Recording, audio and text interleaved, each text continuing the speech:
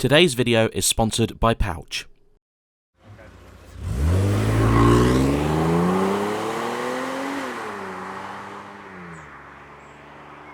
Hello everybody, you join me today again for another talk and drive. Now you all know what the topic is because I'm sure you've read the title. And this all began really some time ago, but there was one event recently which was the catalyst for this particular train of thought.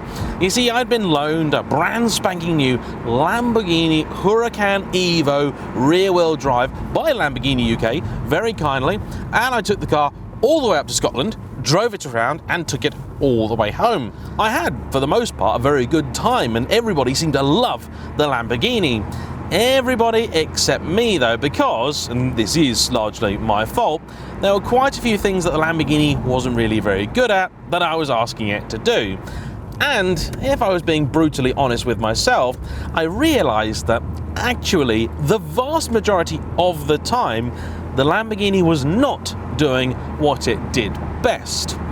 I recall one particular moment when I was driving the car home down from Scotland back to southeast England. I was bimbling down the motorway and there was a gentleman in the slow lane, or the inside lane as I should probably call it, and he was driving an old Mercedes SL of some description. Apologies, I don't remember exactly what it was. And I looked over at him in my £250,000 Lamborghini with envious eyes, and I thought, you know, I think he's doing this better than I am. So that's why for today's video I've chosen as the backdrop my buddy Darren's 1995 Mercedes-Benz E320. This is one of the W124 generation cars. Now this is the pillarless coupe. Sorry if there's a bit more wind noise than normal, but it's a lovely evening. Tomorrow is supposed to be a thunderstorm, so I'm going to enjoy it while it lasts. The last time I featured this car, certain people were very quick to point out this is not actually, strictly speaking, a W124.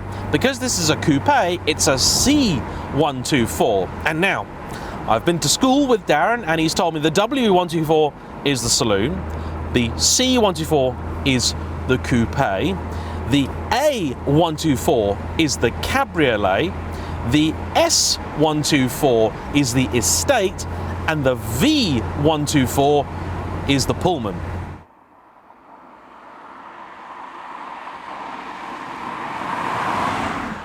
But whatever flavour of old Mercedes you have, you should be able to benefit from one of the best things about classic cars, which is relatively cheap parts prices. Very often you'll find they are much less expensive to run than their modern counterparts. To give you an example, for the cost of one disc from my Scuderia, I can buy discs and pads for all four corners of the 550. And this is where today's sponsor comes in, Pouch. Pouch is a free desktop-only browser extension that helps you find the best discount code available on over 3,000 websites here in the UK.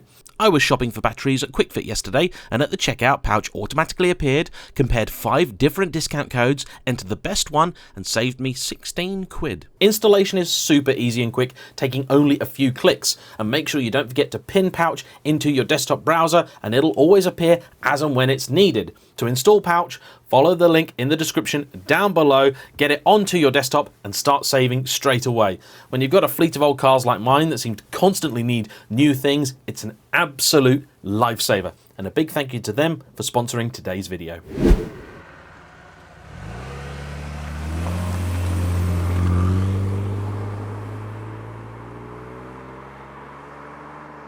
As it happens on this trip, I wound up stopping off at a car dealership to pick myself up a new car. But the original plan was for Darren and I to travel from one side of the country to the other together.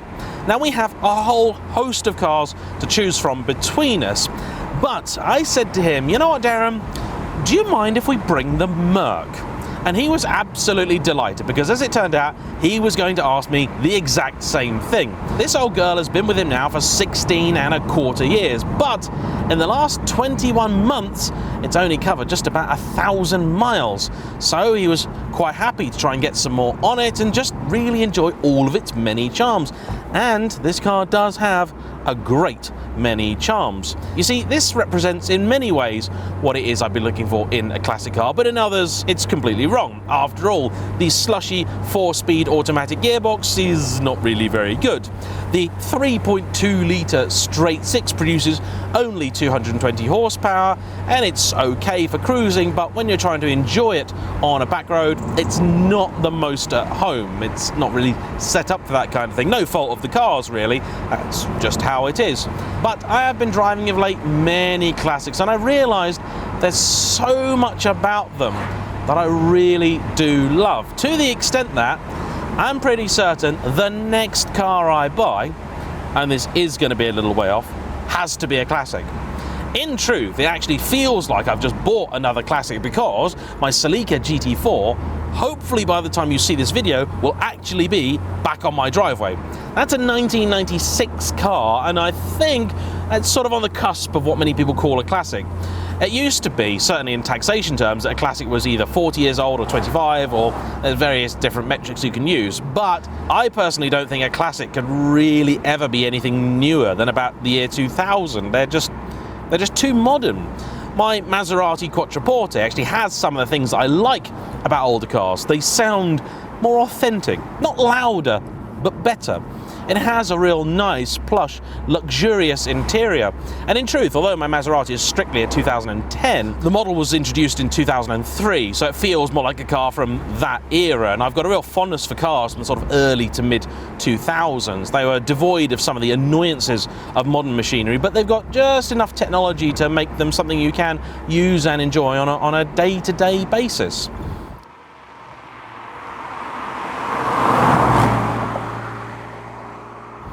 You see, cars like this relax me. There is currently an Audi estate behind me, and I'm going to wave them past because I've no interest in having them behind me for this entire video.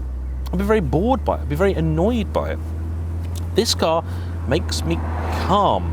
It's really a lovely thing. I love classic cars too because there was real, genuine variety. You look at some of the modern lineups from many of the different manufacturers and you'll find that on a spec sheet, if I took away what the brand name was, you'd never really be able to identify who made that car. Whereas wind the clock back 25 or 30 years and things really did stand out. Even in, say, the modern classic era, the way an AMG was built is very different to how an M car was built, which is in turn very different to how an Audi RS product was built. And that, of course, was completely different to how an American would do something, and very different again to how the Japanese were doing things, or the Italians. The 550, I don't think really counts. It has many of the things I love about a classic car. They're rare, you don't see them very more, it's old, drinks like a fish. That's not something I actively seek out, but it's a hallmark of some of these older things. However, that car really is dominated by the fact that it's a Ferrari. I don't think it would count if I bought another Ferrari.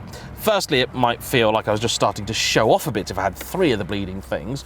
Also, I don't want something else that's absolutely, completely ruinous to run, and there are certain concerns and worries you'd have with trying to use and drive a Ferrari.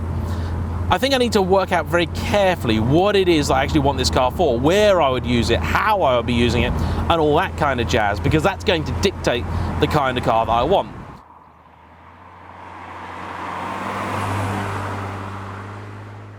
I've recently driven a Lotus Esprit, and you're going to see that video pretty soon. That was very, very enjoyable, but kind of expensive to keep on the road, and I feel like it would be a little bit too close to some of the stuff I already have. I am in this fortunate position where I have multiple cars and I can afford to run multiple cars, which means I don't need something that's capable of doing everything. If I did, this might be the kind of car that I would be looking at, although I think I'd want a manual gearbox. Older autos I just can't get on with. That's one of the reasons why up until recently Mercs haven't really held much appeal for me. They're obsessed with slushy boxes and I just can't get on with them. I also drove an Alfa Romeo Montreal and had a very good time there, but that's not really a car of my era. Let's ignore for a moment the fact that they're really expensive, but it just doesn't handle quite well enough. I do want some ability to go around a corner in my car, so I'll be looking at something really from sort of late 70s onwards. Yes, I know the Montreal was available in the late 70s, but the handling is straight out of the 60s. It's not very good. Lovely sound though.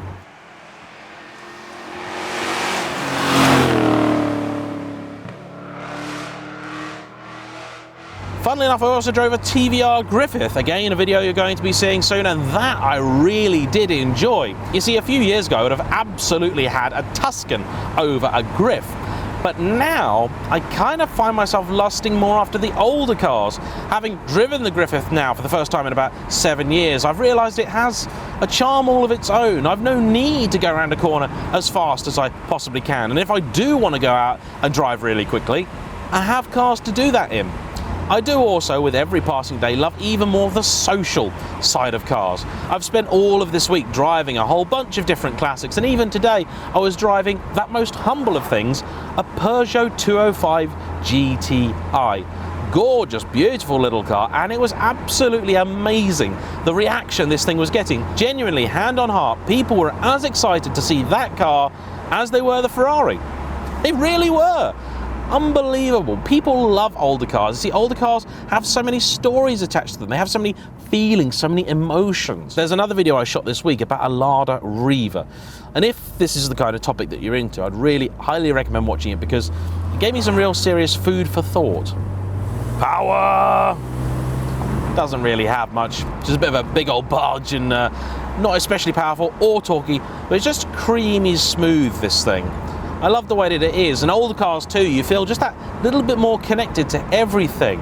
The steering, the engine, it feels more like a real living, breathing thing.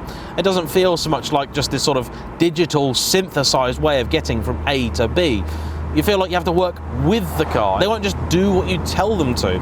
And I love that. It gives me a sort of sense of the mechanical.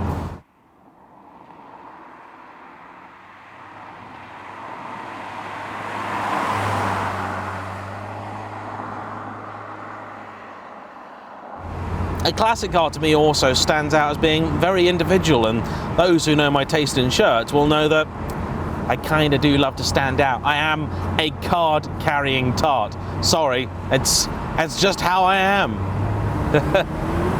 Ah! Whee! You also find in cars like this these quirky, cool little pieces of engineering, fancy cup holders, clever ways of opening and closing drawers, all that kind of stuff that us geeks really do love. Things that sadly have mostly been lost to the ravages of time, or more likely the brutality of the accounts department. I do love the wind in my hair. I've already got the one convertible, the S2000, I suppose in its own way. Again, it's a modern classic, isn't it? Let's be honest here.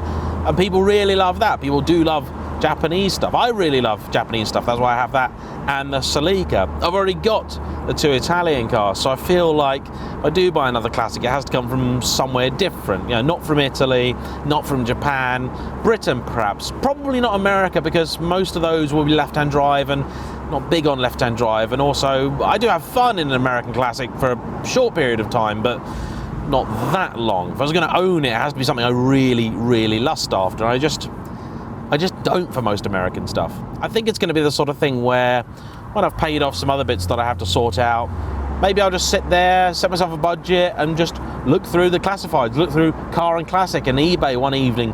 That's how a 27-year-old wound up with a Lada Riva rather than a Corvette or a BMW M3. And the simple truth of it too is that actually most classic cars, certainly from sort of the late 70s onwards, they'll behave just fine as a car.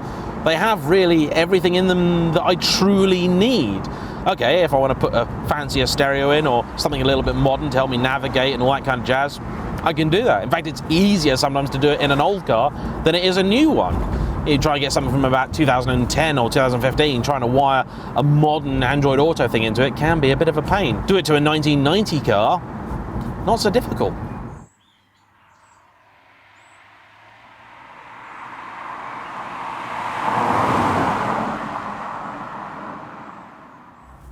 I mean, that thing behind us, it's lovely. Oh, look, it's really, really lovely. It's amazing, in fact. I adore it as a thing to look at, as a piece of art.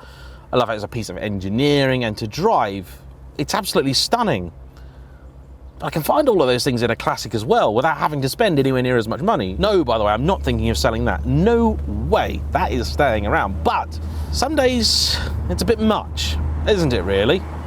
And I guess I'm in that really fortunate position where I have been able to run the whole gamut of cars. You know, when you start out in car buying, I think most of us start out buying stuff small, stuff cheap, and then things get more expensive, they get more expensive, they get more expensive. And you think when that happens, stuff's going to get better. But the simple truth is that it doesn't always. Driving a little Peugeot 205 today as a driving tool, not very fast at all, but it put the biggest smile on my face. The interaction you have with that car, absolutely sensational. I can see why people heap upon it the praise that they do. I just reminded myself of one of the real quirks of this car, the lopsided wing mirrors. This one is sort of wide and sort of short, and that one is tall and very square.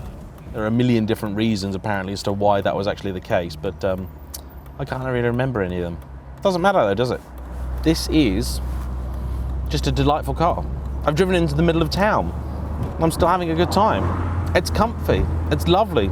Yeah, sure, there's some odd pieces of plastic, and if I break some of the things on here, it's going to take absolutely ages to find a replacement. But you know, owning a classic car isn't meant to be that easy. It's meant to be an adventure, and it usually is. So there's a few reasons why I think my next car might just have to be a classic. What should I buy? What do you think I should buy? What would you like to see? Do you daily drive a classic? If you do, please get in touch. I'd love to drive it, have a go of it, or even if you don't daily drive it, if you've got a classic you think would be of interest to me, or you just like to see on the channel, let me know. Anyway, I thought you might enjoy a little talk, maybe a sneak preview of what it is I'm going to be getting next. Thanks as ever for watching. Please like, comment down below, subscribe if you haven't already. We'll see you for the next one. Bye-bye.